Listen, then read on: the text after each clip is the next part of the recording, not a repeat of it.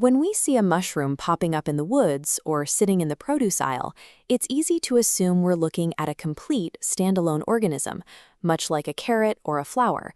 Fungi actually belong to their own distinct biological kingdom. They are genetically separate from plants, and in some ways, they are more closely related to animals. Biologically, this visible structure is a temporary reproductive fruit, a brief appendage of a much larger subterranean system. To understand how this kingdom operates, we have to look past the surface and descend into the architecture hidden below ground. The visible world is a fleeting mask for a permanent, massive reality that remains largely invisible to us. This cross-section shows the above-ground fruiting body, also called the basidiocarp. It relies on a supportive stalk, the stipe, to elevate a protective roof, known as the pileus, or cap. Extending far beneath the soil line is the vegetative body, the permanent living foundation of the fungus.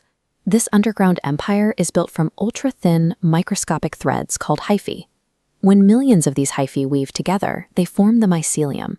This complex web lives inside soil or wood for years, constantly absorbing nutrients from its surroundings. While the mushroom above ground eventually rots and disappears, this mycelial network remains alive and expanding through the soil.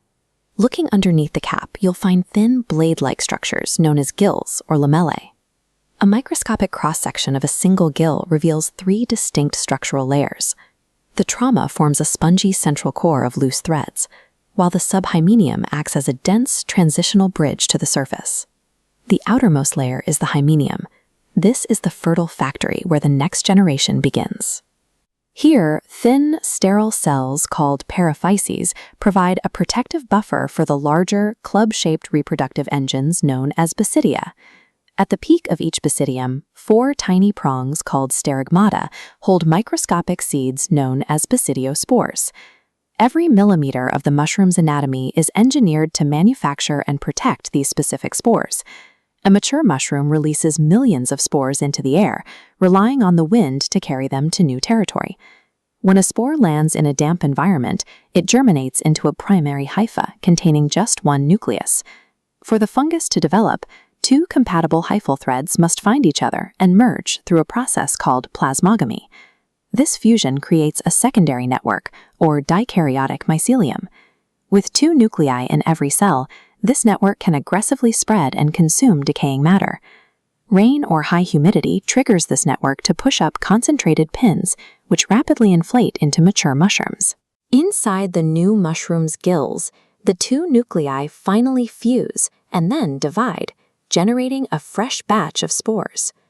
This sequence creates a self-sustaining loop, where a sprawling underground network compresses its entire genetic future back into the microscopic scale of a single spore. Pulling back from the microscopic level, we can now see the entire forest through a completely different lens.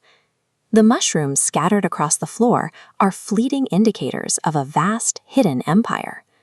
This continuous cycle of expansion and dispersal is what breaks down decay, recycling nutrients to maintain the balance of life on Earth. Next time you encounter a mushroom, remember that a vast hidden empire of mycelium lies beneath the ground.